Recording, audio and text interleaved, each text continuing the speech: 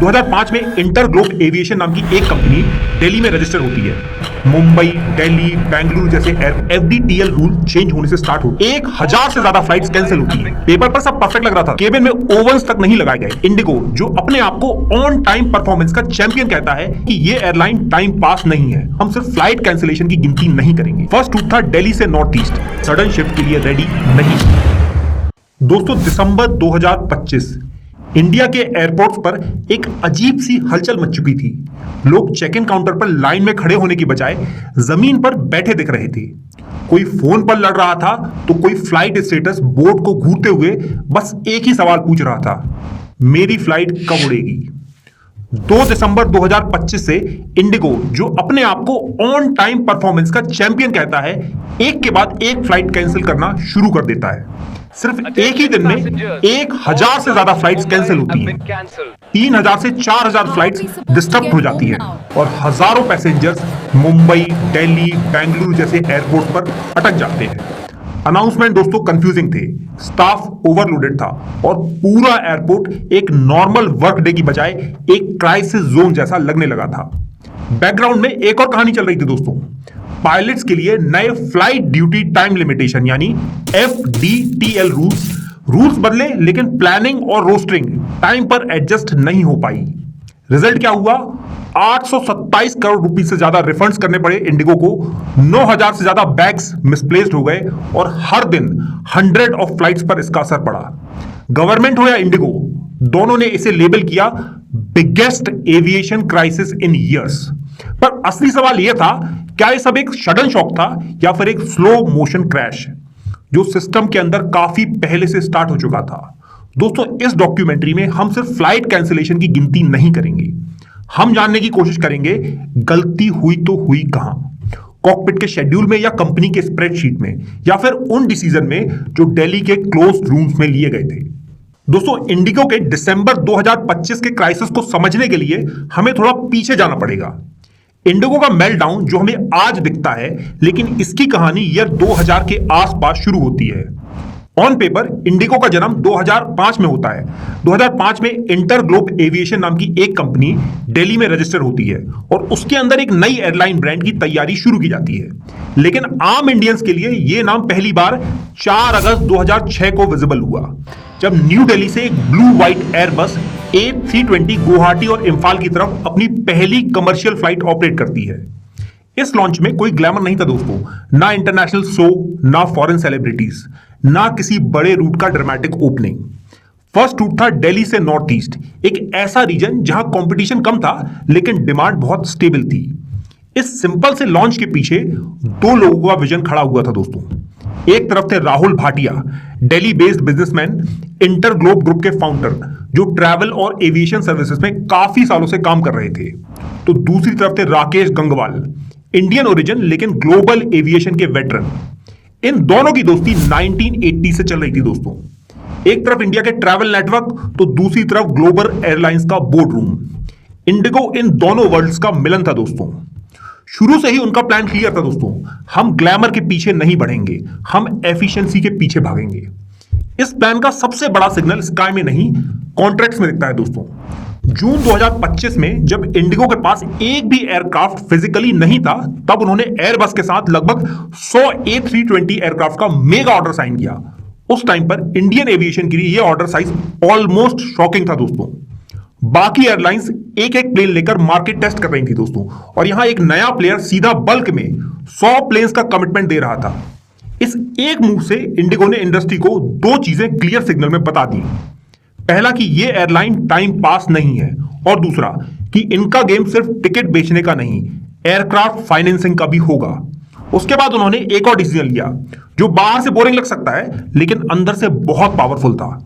Indigo ने decide किया कि वो सिर्फ एक ही एयरक्राफ्ट टाइप को ऑपरेट करेगी, वो है एयरबस का A320 प्लेन।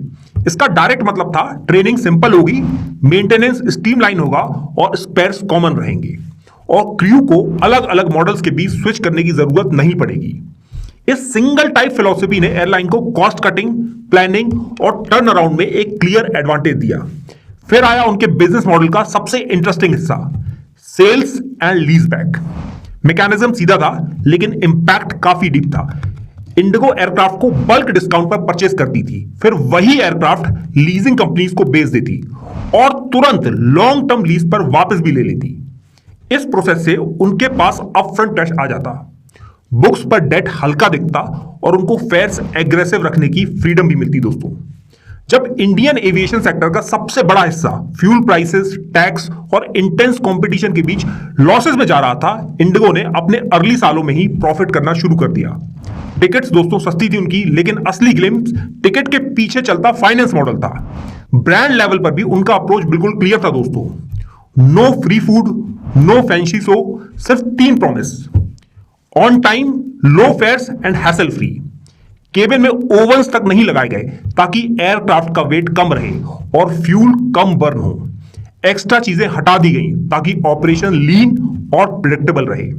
इंडिगो ने डिसाइड किया कि वो फन एयरलाइन नहीं बनेगी, वो एक प्रिडिक्टेबल मशीन बनेगी जहां इमोशन से ज्यादा एफिशिएंसी की वैल्यू हो। दिसंबर 2025 का जो इंडिगो का मेल्टडाउन हुआ, वो एक ही दिन का एक्सीडेंट नहीं था दोस्तों। ये उन प्रॉब्लम्स का फाइनल रिजल्ट था जो सिस्टम के अंदर काफी टाइम से क्वाइटली बिल्ड हो रहा था। दोस्तों, सबसे पहली प्रॉब्लम FDTL रूल चेंज होने से स्टार्ट होती है। गवर्नमेंट ने पायलट्स के रेस्ट आवर्स बढ़ा दिए और मैक्सिमम फ्लाइंग टाइम टाइटन कर दिया। पेपर पर सब परफेक्ट लग रहा था, लेकिन रियलिटी में इंडिगो की रोस्टरिंग टीम इस सडन शिफ्ट के लिए रेडी नहीं थी। इसका सीधा इफेक्ट यह हुआ कि एयरक्राफ्ट तो थे, पर पायलट नहीं मिल रहे थे। दोस्तों, इस पॉलिसी का असर यह हुआ कि दिसंबर के पहली वीक में ही इंडिगो को 1000 से ज्यादा फ्लाइट्स कैंसिल करनी पड़ी। 3000 से ज्यादा फ्लाइट्स डिले होती हैं और 4 से 5 लाख पैसेंजर्स डायरेक्टली इंपैक्ट हो जाते हैं। जब इतनी फ्लाइट्स रुकती हैं तो डोमिनो इफेक्ट ऑटोमेटिक आ जाता है।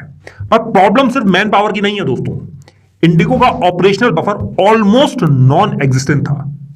एयरलाइन यूजुअली 8 से 10% स्टैंड बाय क्रू मेंटेन करती है, लेकिन यहां सिचुएशन ऑलरेडी टाइट थी।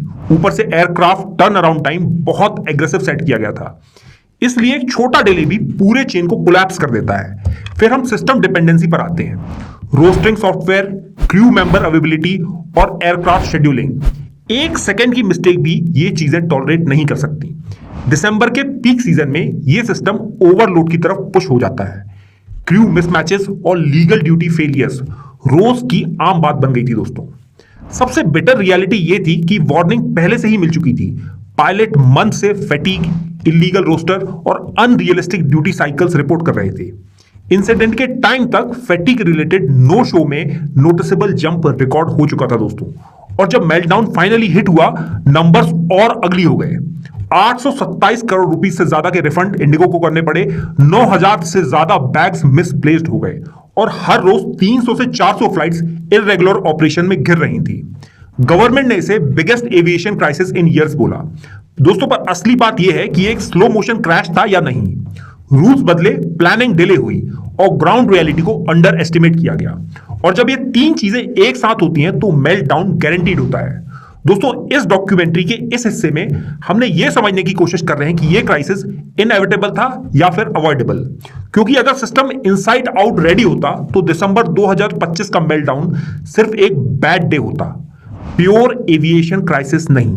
दोस्तों, दिसंबर 2025 के इंडिगो मेल्टडाउन के बाद गवर्नमेंट बेसिकली शॉक मोड से रैपिड एक्शन मोड पर शिफ्ट हो गई। दोस्तों, सबसे पहला स्टेप DGCA की इमरजेंसी इंटरवेंशन का था। DGCA ने इंडिगो को शो कॉज नोटिस इशू किया और डिमांड किया कि एयरलाइन एक्सप्लेन करे कि रोस्टरिंग, प्लानिंग और पैसेंजर हैंडलिंग में इतनी मैसिव फेलियर कैसे हो गया। इसके बाद एक हाई लेवल ऑडिट लॉन्च होता है। ऑडिट 3 एरियाज पर फोकस था: क्रू शेड्यूलिंग, एयरपोर्ट कोऑर्डिनेशन और पैसेंजर ग्रीवियंस हैंडलिंग पर। गवर्नमेंट को सबसे बड़ा फियर यह था कि अगर मेल्टडाउन कंट्रोल नहीं हुआ तो पूरा एविएशन इकोसिस्टम चेन रिएक्शन में गिर सकता है। इसलिए उन्होंने इंडिगो के फ्लाइट ऑपरेशन पर टेम्पररी कैप लगा दिया। एयरलाइन को बोला गया कि जब तक रोस्टिंग स्टेबलाइज नहीं होती तब तक डेली फ्लाइट्स 200 से 250 तक रिड्यूस करो। ये एक हार्ड कॉल था, लेकिन क्राउडिंग और कैंसिलेशन इससे थोड़ा कंट्रोल हो सकता है। फिर गवर्नमेंट ने एयरपोर्ट लेवल रिस्पांस एक्टिवेट किया। दिल्ली, मुंबई, बेंगलुरु जैसे एयरपोर्ट्स पर CISF और एयरपोर्ट स्टाफ बढ़ाया गया ताकि क्राउड कंट्रोल मैनेजेबल रहे। Senior aviation ministry official daily review meetings लेने लगे, जहां ATC, DGCA और इंडिगो सब एक टेबल पर रियल टाइम फिक्सेस डिस्कस कर रहे हैं। इसके पैरेलल गवर्नमेंट ने पायलट्स के इशू सीरियसली लिए। फैटिग रिपोर्ट्स और FDTL compliance trekking direct monitoring के अंदर लाई गई। एयरलाइन को वार्न किया गया कि इलीगल रोस्टर्स या ड्यूटी आर वायलेशन पकड़े गए तो हैवी पेनल्टीज लगेंगे।